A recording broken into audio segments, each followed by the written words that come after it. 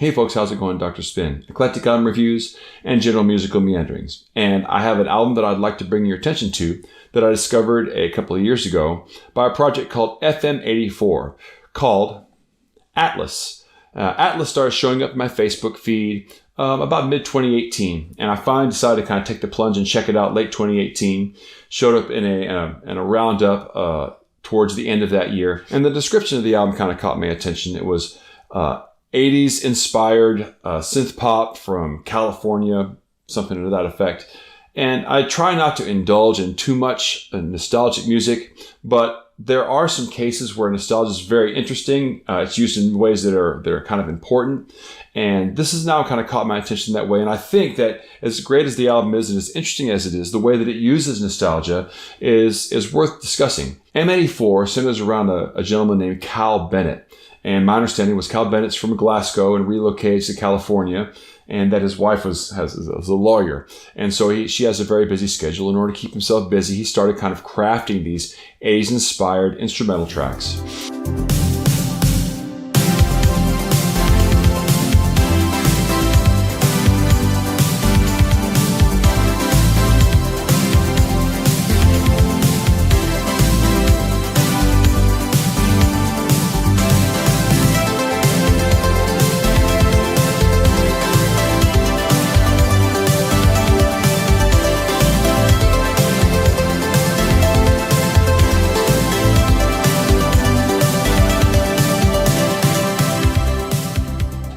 They kind of got some traction. He released a couple of EPs online, and these EPs eventually culminated in him creating a full album, this one being Atlas. And Atlas, although it does have several instrumental tracks, it's 11 tracks total, and of those tracks, 6 of them instrumental and 5 have guest vocalists. The feel of the album gives me the impression of what I would call synthwave music, but I think that's also a little bit problematic because synthwave, in its strictest definition, also includes video game music. There's not really video game music being used largely on this album. There are some traces of it that's used very sparingly for a very specific purpose. But to call it just straight synth pop, I think kind of does it a little bit of a disservice because it's definitely doing something with the sounds and the recording conventions of that time. And he's doing this for a very specific reason, a very specific effect.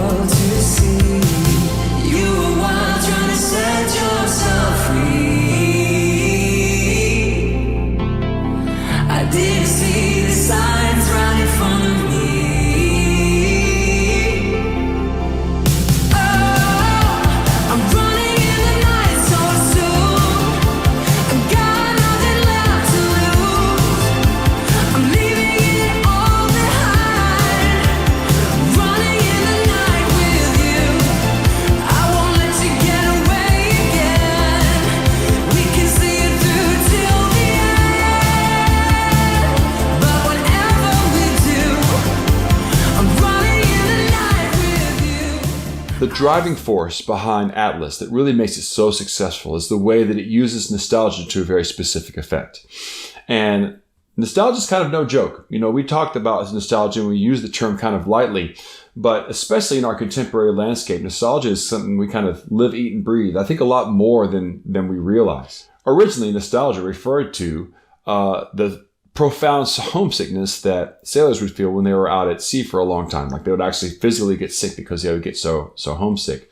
And that's not really the case with current nostalgia, but what we do feel with nostalgia, the way that it's used and thought of today, is a longing for the past. And the important thing to keep in mind about how nostalgia refers to the past is that it recreates the past as much as it retells it. And as you look back on the past through the lens of nostalgia, you're always longing for this past that didn't actually really ever exist. It's a very idealized version of the past. FM-84 is very adept on this album at using this soundscape to produce a certain emotional effect. Now, they're not the only people to do this. There's lots of groups out there that do it. The most virtuosic of which is M83. Especially during a very certain period of M83's career, the Saturdays Equals Youth album and the Hurry Up We're Dreaming album, he was doing some very fascinating things with nostalgia to where if you listen to that music, it definitely recalls a certain period of 80s synth rock. But if you try to pin down exactly what it is it sounds like, it doesn't really sound like those things. You can't find a say like, well, that sounds like a Tears for Fears song, or that sounds like, a Don Henley song.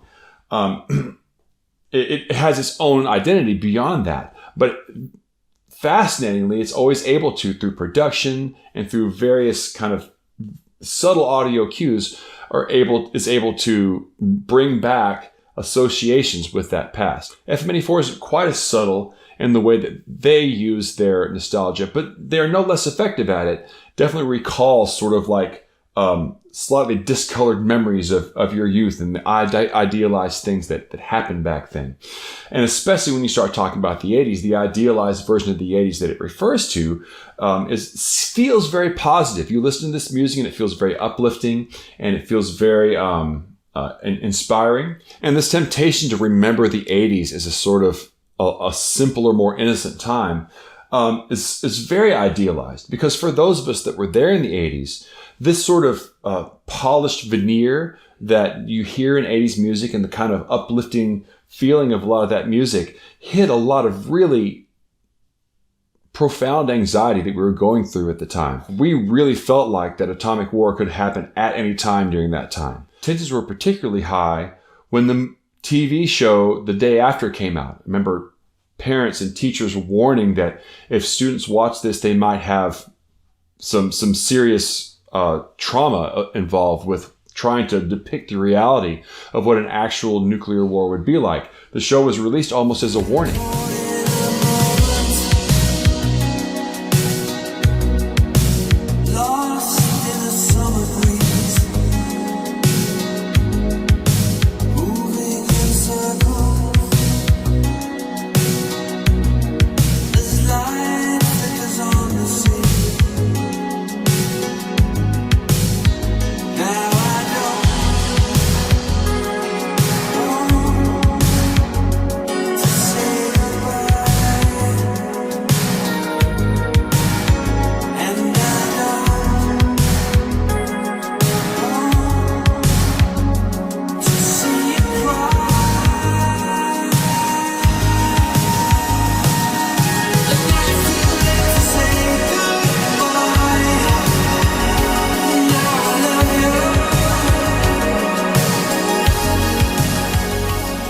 And sure enough, when the movie came out, tensions became even more high.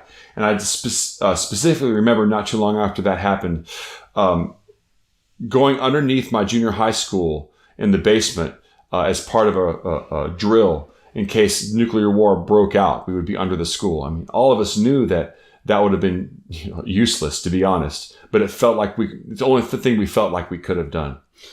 This is the backdrop upon which the early 80s were painted.